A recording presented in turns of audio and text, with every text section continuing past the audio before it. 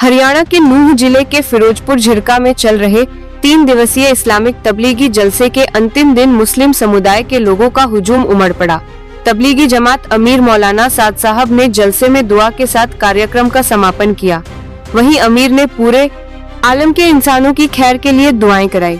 इसके साथ ही हजरत मोहम्मद साहब के संदेश को लेकर जलसे से जमातें और विभिन्न राज्यों से आए मुस्लिम समुदाय के लोग भी रवाना हो गए। सोमवार को सुबह करीब 6 बजे मौलाना साद का बयान शुरू हो गया था, जो 10 बजे तक चला। भीड़ इस कदर थी कि दिल्ली अलवर रोड पर जाम की स्थिति बनी रही।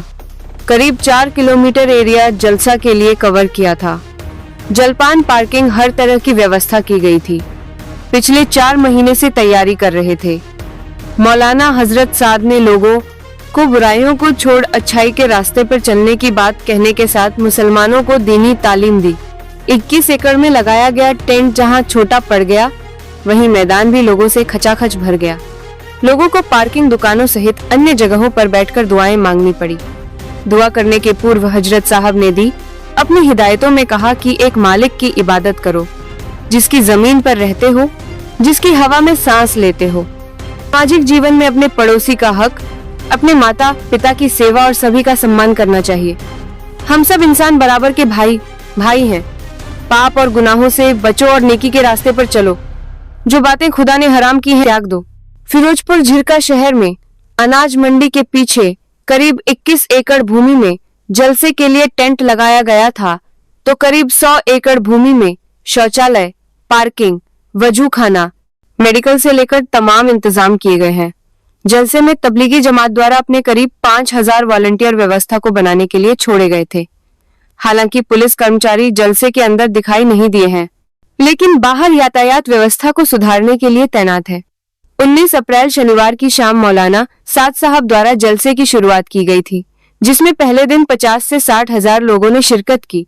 वहीं दूसरे दिन जलसा सुनने के लिए 5 से 6 लाख मुस्लिम समुदाय के लोग पहुंचे।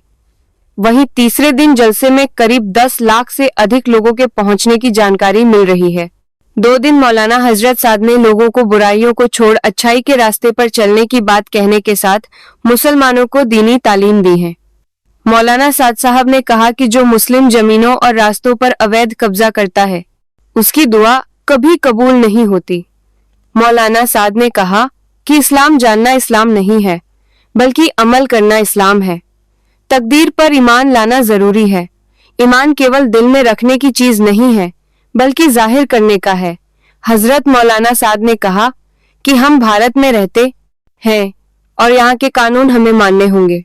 सच्चा मोमिन ऐसा कोई काम नहीं करता जिससे किसी की भावनाओं को ठेस पहुंचे, और जो कानून के खिलाफ हो